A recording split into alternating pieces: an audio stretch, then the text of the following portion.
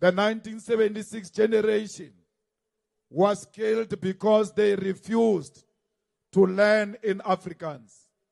They refused that there must be puppets of imperialism. There must be puppets of an apartheid system that was not benefiting them with anything. They were told that they need to learn mathematics in Afrikaans. They were told they must learn biology in Afrikaans. They were told to learn social sciences in Afrikaans. They said, hell no, we will never do that. It was not only them who refused, even their teachers refused because they did not know Afrikaans. How do you expect me to teach mathematics in Afrikaans when I do not know Afrikaans myself? The children said they are not going to take the language of the oppressor and make it their own language. They've got their own language, and that language will never die because Hendrik Verwoerd said, we are not important. We must not be taught important lessons. We must be taught inferior education that will not make us compete with white people. We refuse. We said we are better than white people.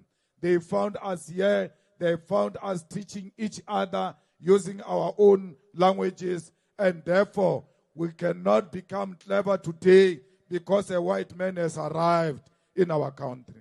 We salute them because they said, we don't want to reproduce a generation of cowards who are going to speak Afrikaans because they worship their masters.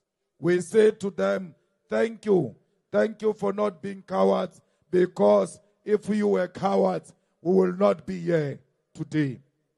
Comrades, we are here at the Union Building today.